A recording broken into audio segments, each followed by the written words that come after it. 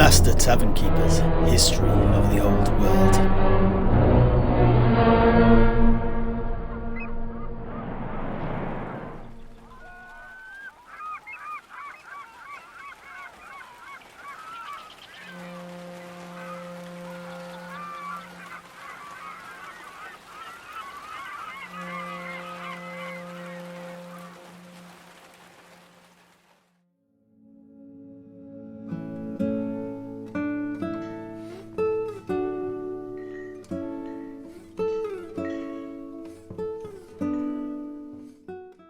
Beviamo alla nostra.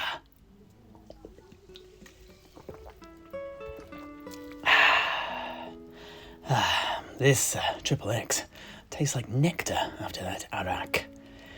Anyway, where were we? Yes, of course.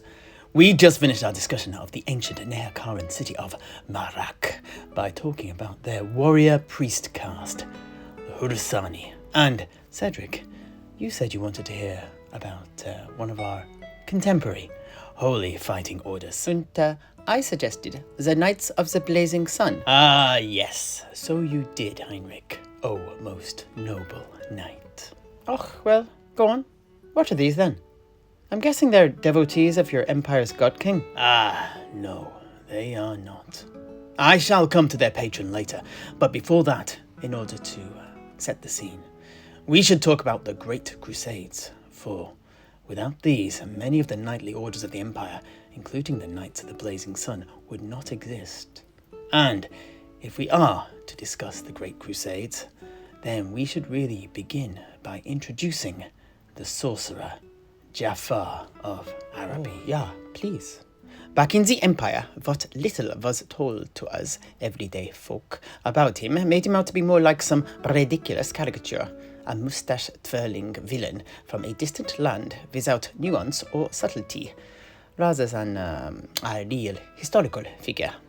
I would certainly like to scratch underneath this veneer and hear about the man behind the myth. Oh, same for me.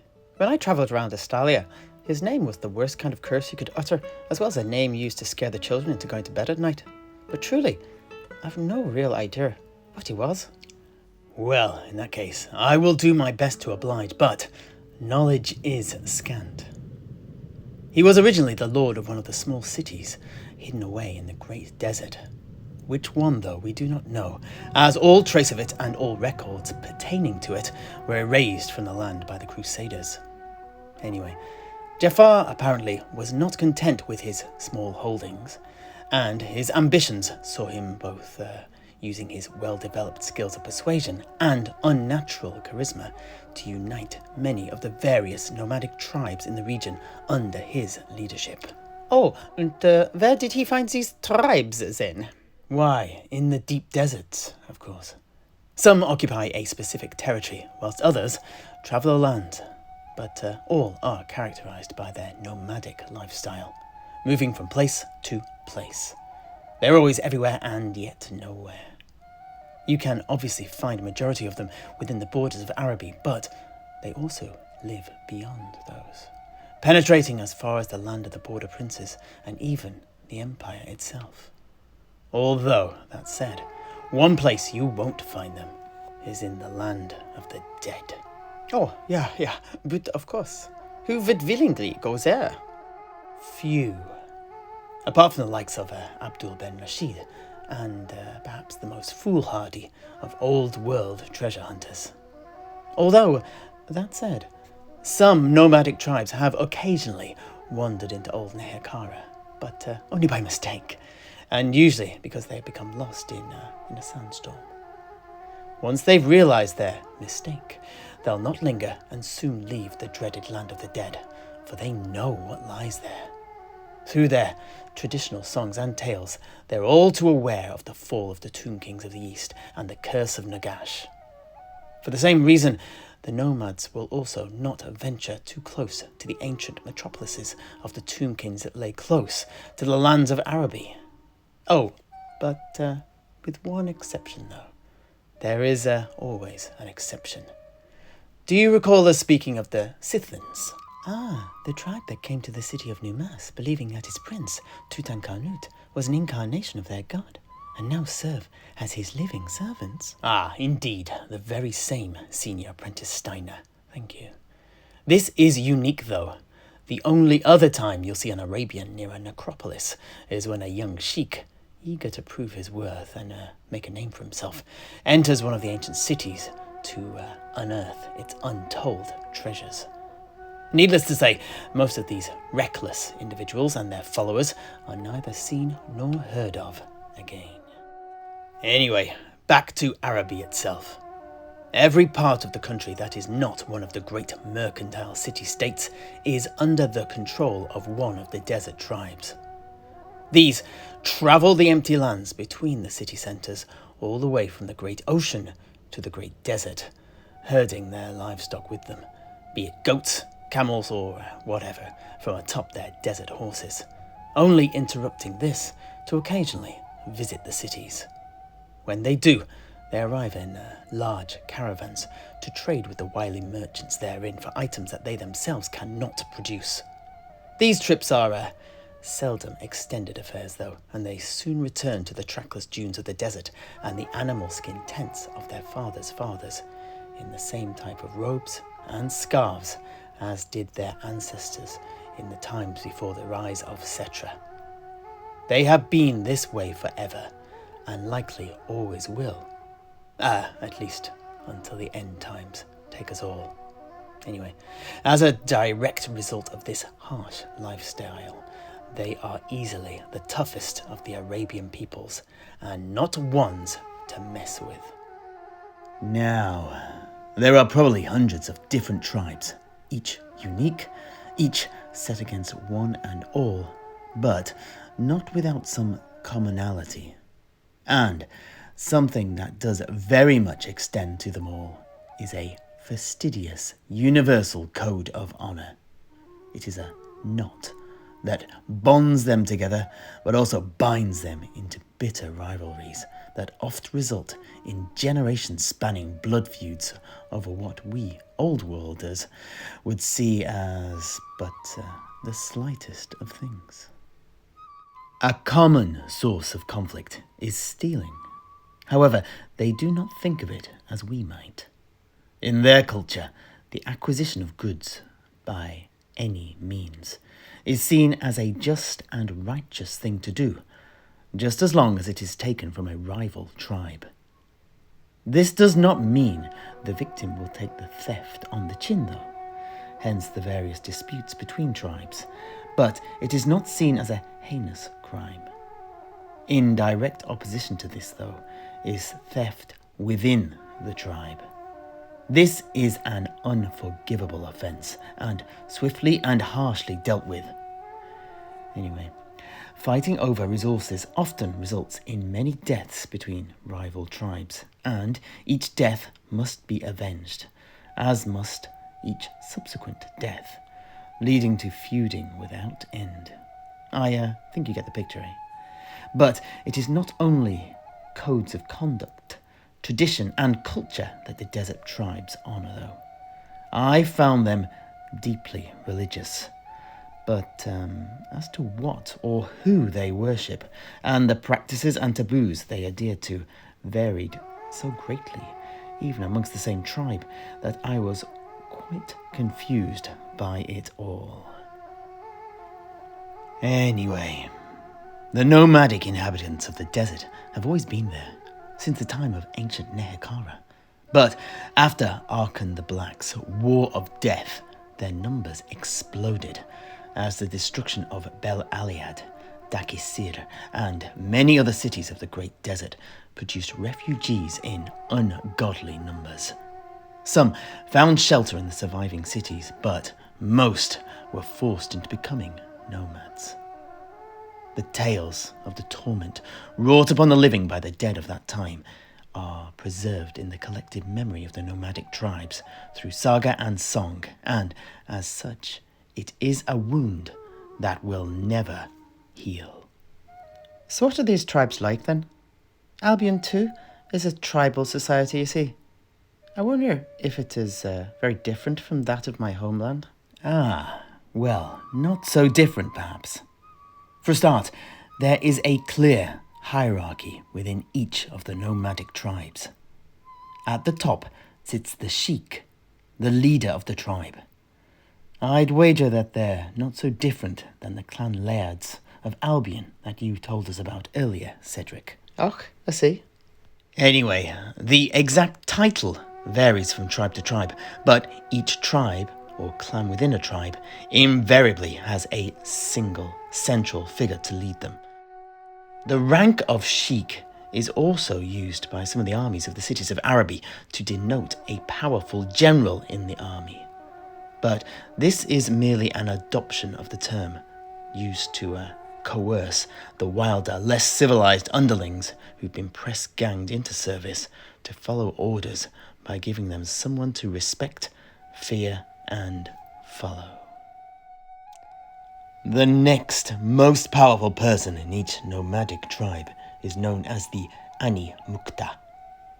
This is typically the oldest woman in the tribe and the font of wisdom for all, as well as the personal advisor to the sheik. She is very important for preserving the accrued knowledge of the tribe through the years, and as such is always heavily guarded by the finest of the tribe's warriors. Just below the sheik and the Animukta are the up-and-coming of the warrior elite, who are charged with keeping the tribe safe from day to day. From their ranks will rise a new sheik, and rivalry for glory and gain between these warriors is fierce, which in itself can lead tribes to war against others. The nomads of the desert were not always divided though. In ancient times, there was something called an Alcazar, a sheik of sheiks, if you like, who was able to unite all of the tribes under his banner in times of need. This made them extremely powerful and fearsome adversaries. The last of these was Prince Shahid ben Alcazar, also known as the Red Fox, and Prince of Bagar, whom we briefly mentioned earlier. However, after perishing during the fight against Nagash, no one has managed to claim his title, although it was actually Jafar that has come the closest to this during his own rise to power. However, despite their divided status, the nomads remain masters of the dunes and can live in the deep desert for months on end, moving from oasis to oasis, either by desert horse or camel, and navigating by the stars, as well as instinctively knowing how to avoid the worst that the desert can throw at them. The secret is the combination of rider and beast, between which a sacred bond exists. For nomads are born and will die in the saddle. They travel, sleep, and hunt on their mounts, and in the latter respect, there are probably no better marksmen in all the world, aside from perhaps the men and women of Hochland. That's a province in the Empire, by the way, Sedrik. Och, so is that a desert too then? Well, yeah. It is deserted in terms of culture, but no, it is mostly forest. Oi, play nicely, Heinrich. No need to knock our countrymen in Hochland. They are descendants of the proud Terusan tribe, and deserving of respect. That their ways may look unsophisticated to those with a more cosmopolitan view of life in no way is a need to cast aspersions. You, as a well-travelled man, know better. We're all sons of the Empire. Apart from me, who is a son of Albion, and the neophytes, who are sons and daughters of Tobaro. All right. No need for pedantry. I think my intent is clear. Vive la différence, as they say in Bretonia. Yeah. I get the picture, and I agree. It was just a bit of banter. Sowieso, please continue, Master Tavern Keeper. Oh, thank you. I didn't mean to hammer the point so. I think the drink has added a little bit too much fuel to my fire. Forgive me. Let us indeed crack on. Well, most nomadic tribes consider the horse a sacred animal, and rather than by personal combat, they are used to resolve disputes between individuals in the same tribe in the form of races through the desert. Familial blood is too precious a commodity to be spilled unnecessarily. Oh, yeah, of course. How fascinating. But, and I'm sorry to interrupt again, Master Tavern Keeper, but I am still at a bit of a loss. We just spoke of Hoklund, the province in the Empire, Master Alchemist, and it got me thinking. I know the map of our homeland as well as I know the back of my hand, but I'm afraid that I still do not have a clear picture of Araby in my head. Where exactly are these cities, and where exactly are these nomads? Ah, yes, of course. And that is a very fair comment. Well, Whitcock, I'm fairly sure there was a map of Araby in the back of the book that Ibn Jellaba gave me. It doesn't show which desert tribe controls which territory, but I think I can probably tell you a few from memory. Just a moment. Ah, here we go. Let's get this open. Ah, here it is. Ah, Master Tavern Keeper, a slip of thin parchment just fell out from that page. Ah, so it did. To be honest, the book is filled with Ibn's notes, scribblings, and whatnot. I probably should sort through them and throw some away. Most are simply rough versions of texts that appear in the final book, you see. Oh, yeah, well, not so interesting then. Here, let me get that for you. Here you are. Ah, thank you. Oh, but it seems to be blank. How strange. Perhaps it was simply a bookmark or something. Och, just a moment there, Septimus. I don't think it is, actually. There's something written on it, but it's hidden. Oh, really? I can't see anything. But I'll trust your seer sight any day of the week. Och, as well you should. I wouldn't be much of a truthsayer if I couldn't see the truth of things. And I think I know a trick that might just unlock its secrets. Here, grab that bottle of Iraq that you had earlier and lightly soak the parchment in it. Oh, really? All right. Right, here we go. By the gods, Sedrik, you're right. Arabic script is appearing. Oh, ja, unglaublich. What does it say? Just a moment. I'm a little rusty. Yes, I see. It seems to be some notes on the various desert tribes. What an extraordinary piece of serendipity. As I implied earlier, this is not a subject that I am particularly knowledgeable about. I only really had dealings with the Tuareg whilst out in the desert, and had no real contact with any others, although the reputation of some did reach my ears. This should be most revealing to each and every one of us. Here, well, I'll just clean my glasses, and then we can get stuck in.